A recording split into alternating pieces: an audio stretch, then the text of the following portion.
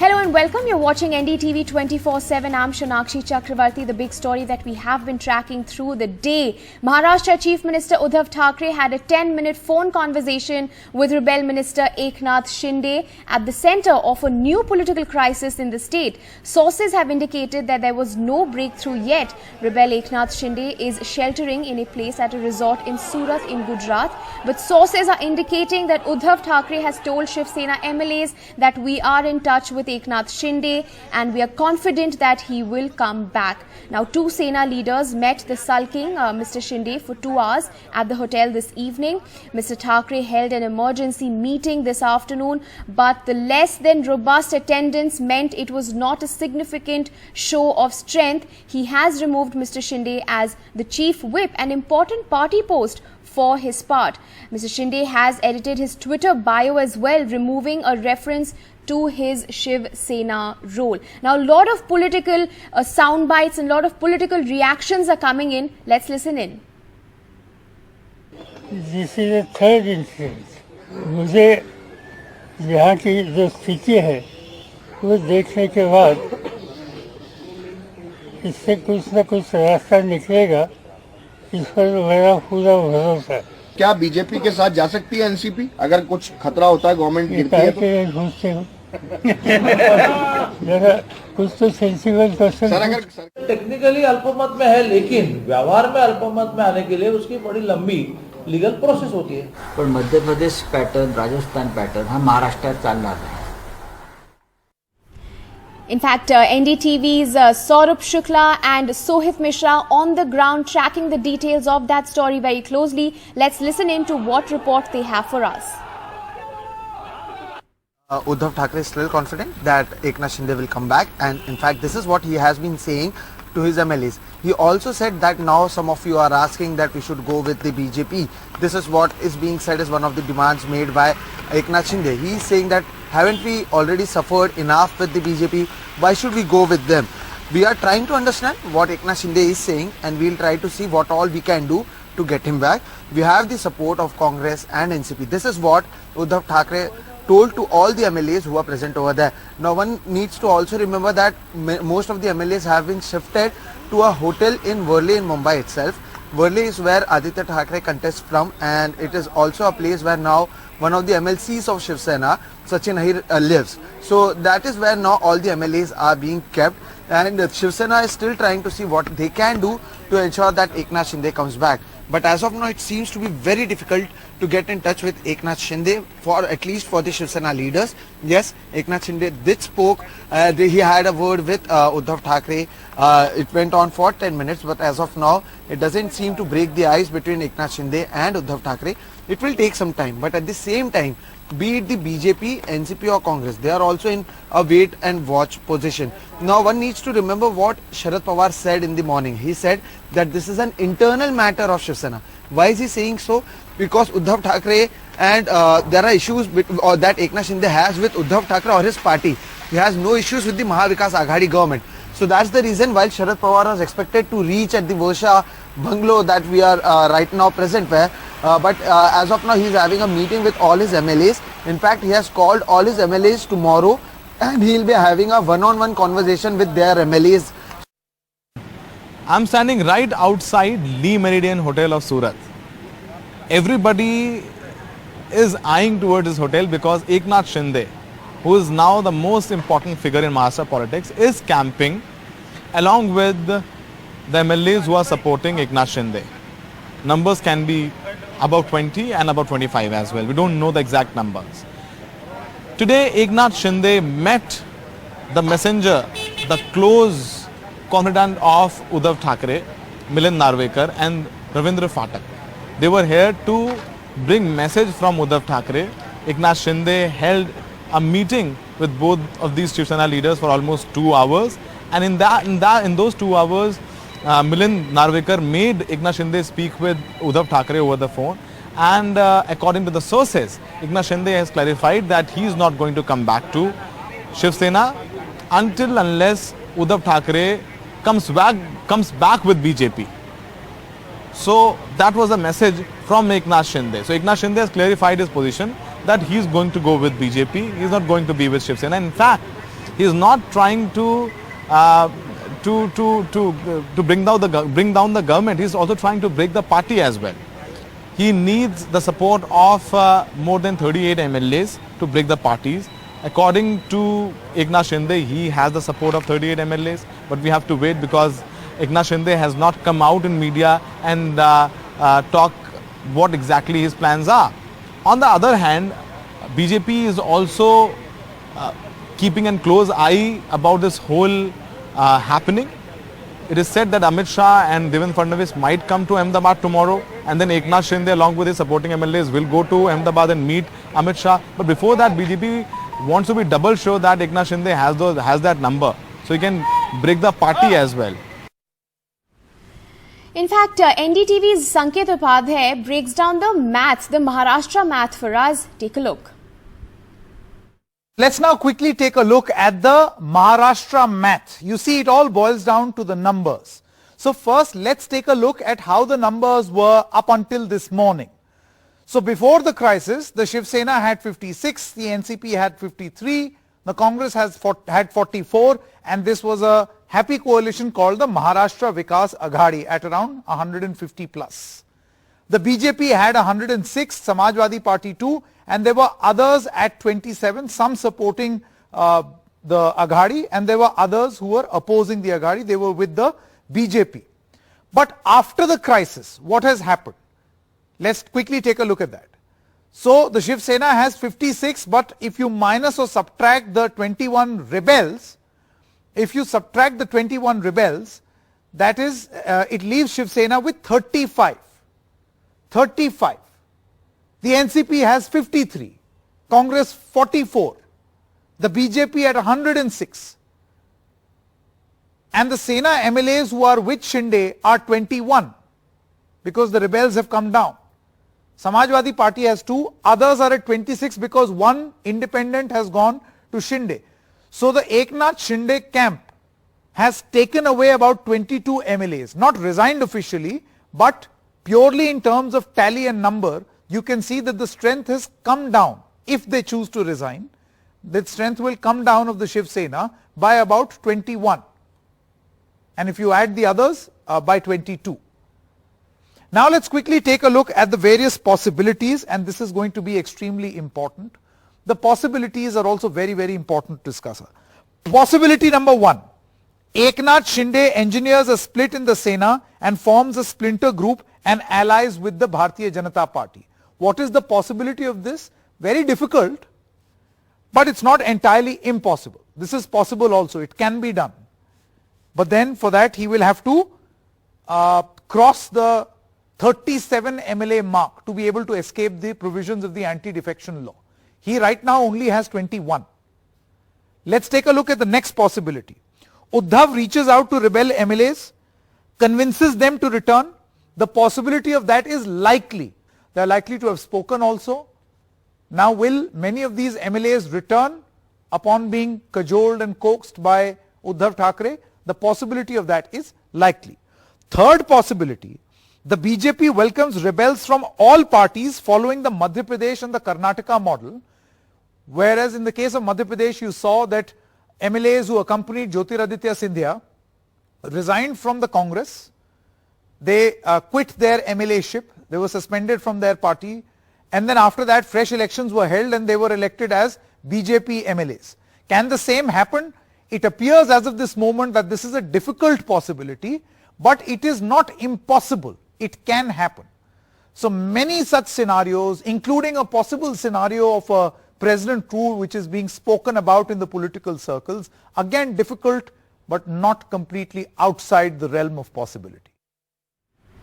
In fact, staying with news from Maharashtra, while the Sena is battling rebellion Eknath Shinde on the sidelines, a key Sena strategist and close aide of Uddhav Thackeray, Anil Parab, was questioned by the ED, the Enforcement Directorate, all day on Tuesday. He has been summoned again on Wednesday, but the big question is, could he be arrested? Lot of speculation on those lines. Could a key Sena minister such as Anil Parab, that Maharashtra minister, also a close aide of Uddhav Thackeray. He is a close aide, remember, of Uddhav Thackeray and a key Sena strategist. The question now arising and emerging amidst all the turmoil Maharashtra is currently seeing is, can he be arrested? Remember, we will be tracking the details of that very closely. But for the moment, the news that is also coming out on the sidelines of the current political turmoil and the current political temperatures as it heats up and rises in the state of Maharashtra, the Sena is already battling rebellion. Eknath Shinde on the sidelines, a key Sena strategist and close aide of Uddhav Thackeray, Anil Parab, a Maharashtra minister, is being questioned. He in fact was questioned all day by the ED on Tuesday. He has been summoned again on Wednesday. The big question is, could he be arrested? We will be bringing you all the details as and when there's more development on that story. But moving on to news that is also making headlines through the day. We have been tracking that Maharashtra turmoil that we are seeing. We will of course be bringing up all the details. We know that the turmoil at the moment is only rising, but the race to Raisina, the big question over there as well, was answered a short while ago by the BJP, because it is official. It is Yashwant Sinha versus Draupadi Murmu. Draupadi Murmu, a former governor of Jharkhand, has been named as the BJP's choice for the post of president. Ms. Murmu, a tribal from Odisha, will be pitted against former Union Minister Yashwant Sinha, who has been named as the opposition's candidate. Now, if elected, the 64-year-old will be the first tribal woman to become the president of India. Elections to choose the next president will be held on the 18th of July. The counting will take place on the 21st of July. The new president will take oath shortly after that, by the 25th of July. That's what the Election Commission has said. But it is official and it is confirmed. In the race to the Raisina, the BJP has named Draupadi Murmu as its presidential candidate. The opposition had earlier on Tuesday named its candidate as Yashwant Sinha. So there it is. It is the race to Raisina. Finally, Yashwant Sinha versus Draupadi Murmu.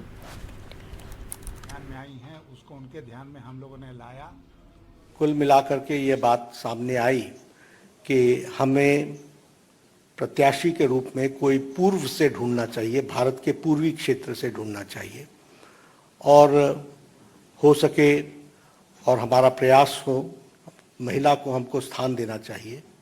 और आज तक कोई आदिवासी tribal प्रत्याशी राष्ट्रपति के रूप में नहीं आया है, इसलिए हमें ट्राइबल पर, और पहली बार कोई ट्राइबल को भारतीय एनडीए की तरफ से हम कैंडिडेट बना सकेंगे, ऐसा संसदीय बोर्ड, पार्लियामेंट्री बोर्ड का मत था। और इसलिए श्रीमती द्रौपदी मुर्मू, इनको राष्ट्रपति का प्रत्याशी घोषित किया गया है एनडीए की तरफ से। In fact, the Chief Minister of Odisha, Mr. Naveen Patnaik, has also congratulated Ms. Murmu, and I quote his tweet. He says, "Congratulations to Srimati Draupadi Murmu on being announced as candidate of NDA for the country's highest office. I was delighted when the Honourable Prime Minister discussed this with me. It is indeed a proud moment for the people of Odisha." He has also gone on to say that I am sure Srimati Murmu will set a shining example for the women empowerment in the country. So there we have the Chief Minister of Odisha congratulating Srimati Draupadi Murmu on being announced as the presidential candidate by the NDA. In fact, NDTV Sanket also has more details on this. Let's listen in.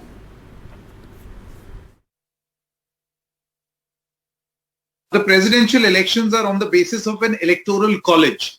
Now the BJP already has 49% of them. So they just need 1 or 2 more percent to cross that 50% mark, and thus get their own choice of, presidential candidate to win. That 1% could come from 2 places, particularly one from Odisha, BJD, which is a decent friend as far as the BJP is concerned. often backs the BJP on crucial issues and crucial bills. In this particular case, because Srimati Draupadi Murmu is from Odisha and she spent a considerable amount of time of her career in Odisha, it's pretty much a no-brainer that the Biju Janata Dal and Naveen Patnaik is going to back this candidature. Also, it puts the Jharkhand Chief Minister in a very tricky and a tight spot. She was the Jharkhand governor for the longest time. And she's also a tribal, which means that purely in terms of messaging, it would make sense for a Jharkhand Mukti Morcha party to support the candidature of Draupadi Murmu and ditch the candidature of, say, Yashwant Sinha, who also made Jharkhand his home in Hazaribagh. So it's going to be very interesting. Apart from that, some other parties, maybe from the south, either the YSR Congress may come out in support of her. So in terms of numbers, this is pretty much, and I can stick my neck out and say that this is a no contest for Mr. Yashwant Sinha, because the BJP has got, number one, the candidature right, first tribal woman from the east, and number two, it has the math right. They have all the calculation right, because they have 49% of the electoral college, and they would easily be able to manage a 1 or a 2% from the BJD or the Jharkhand Mukti Morcha or other alliance partners who would be willing to side with the BJP. So this is a late night decision. Now we know that the contest is going to be between Yashwant Sinha and Draupadi Murmu. All right, and the probe agency, the Enforcement Directorate, grilled Rahul Gandhi for the 5th day on Tuesday. Rahul Gandhi was grilled for over 50 hours so far in 5 days. He has been, so far in the 5 days that he has been grilled for over 50 hours in 5 days. That's the latest we're picking up. And of course, this has been going on for quite a while now. Rahul Gandhi is being questioned and he's been grilled by the ED in a case related to the National Herald newspaper. Let's listen in to what Arvind has more on this. Questioning of former Congress President Rahul Gandhi in the alleged National Herald case by the Enforcement Directorate has just been concluded. Rahul Gandhi has been questioned for almost 55 hours in 5 days by the Enforcement Directorate in the National Herald case. Overall, what we are being told by our sources is that Rahul Gandhi was grilled regarding the alleged transactions that have taken place between Associated Journal Limited that publishes the National Herald paper and Young Indian Limited, wherein Rahul Gandhi has 38% share, and also how this particular entire assets and also the debt were actually transferred from Associated Journal Limited to the Young Indian Limited, and that's what our sources say. Rahul Gandhi was grilled for all these 5 days for over 55 hours, and his questioning has been concluded, and there won't be any further summon for Rahul Gandhi in this particular case. That's what our sources have confirmed to us. Though the Congress party is alleging that the Enforcement Directorate case is without a legal backing, without a legal jurisdiction, because for want of FIR or a scheduled offence, but the Enforcement Directorate has summoned Congress President Sonia Gandhi also to join the investigation in this very case for June 23rd, that is Thursday. It is to be seen whether Sonia Gandhi will be appearing before the agency on 23rd or whether she would be asking for a deferment of the summons due to her health reasons. The chiefs of the 3 Indian military services met Prime Minister Narendra Modi at his residence on Tuesday evening amid an ongoing controversy over the Agnipath recruitment scheme for the armed forces. General Manoj Pandey of the Indian Army, Admiral Hari Kumar of the Navy and Air Chief Marshal V.R. Chaudhary have over the past week issued statements to address the doubts and allay anxieties of protesting aspirants. The Prime Minister met the Army, Air Force and Naval chiefs on Agnipath. And the NSA, the National Security Advisor, Mr. Ajit Doval, has said that no question of rollback of the Agnipath. He has also said a young country like India doesn't need an old army. Let's listen in. Who will dare getting into it and bringing about the change? It can happen only with a leader like Prime Minister Modi, who will say that if this is in the national interest, if this will make India strong and secure, then no risk is big enough, then no cost is high enough.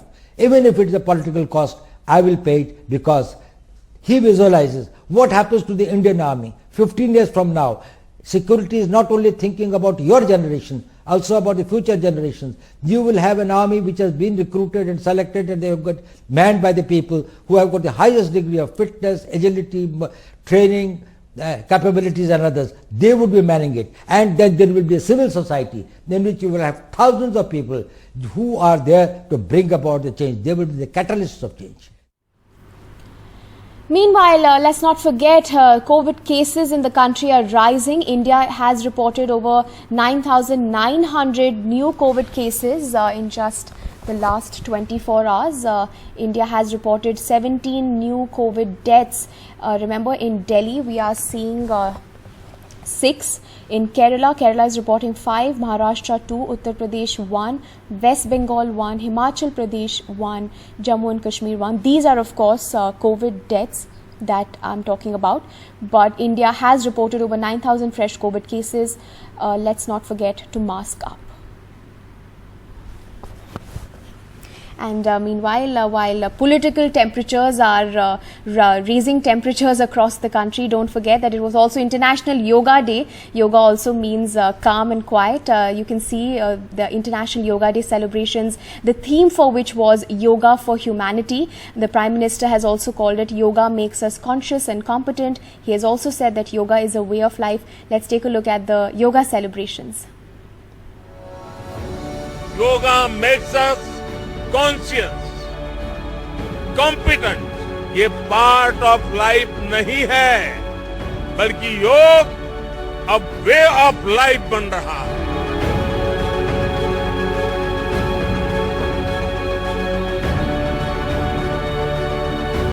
We all need a little bit of yoga in our lives, don't we?